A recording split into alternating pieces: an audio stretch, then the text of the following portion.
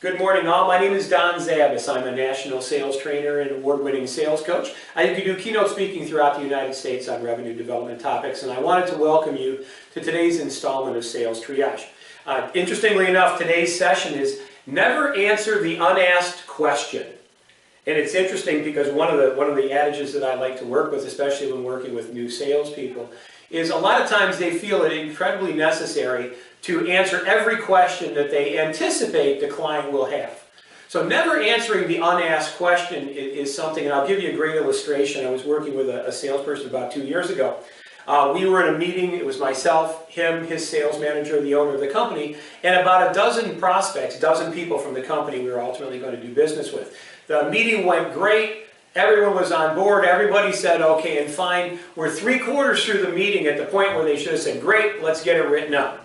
And the salesperson, knowing that he knew so much about their product and he was so proud and happy of all the great features and benefits, says, and I'm going to chuckle when I say this, and this is what he says, and I bet you want to know why we can manufacture it so cheaply.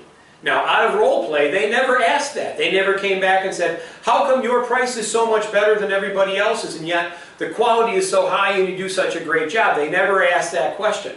But he felt compelled, the salesperson, to answer the unasked question. And they said, well, you bet you want to know why we can do it for such a great price, even though they never asked that. Then he proceeds to go into the explanation that although all the engineering work is done here in the United States, the actual manufacturing work is done offshore. Now keep in mind, this was a union house that we were talking to. And they were very, very strongly entrenched in the union tradition. Now, maybe that may have come up in the future, and that might have been an issue in the future. There's no way to tell. However, I will tell you that the meeting that was going perfectly, it was right on the verge of saying yes, became a meeting where we basically turned the opposite direction, and they said, well, let us think about it and we'll get back with you. Ultimately, this is 2 years ago, they still haven't made that sale, not surprisingly enough. So never answering the unasked question is a way that we can kind of control ourselves. We feel the most important things that tell our client may not necessarily be things that they're interested in. And one of the adages we talk to in coaching and training is, given a choice of aligning ourselves with our client or being contrary to our client, what would we prefer?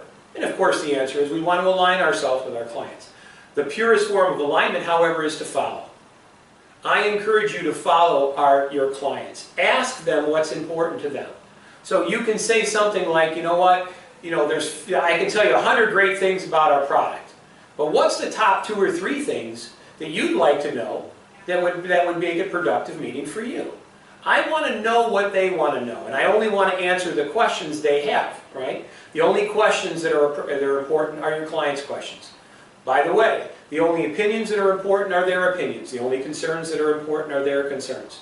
The only judgments and whatever we look at, the only things we imply in our selling situation are the things that are of concern with your client, because, of course, what is their favorite topic? And that's themselves.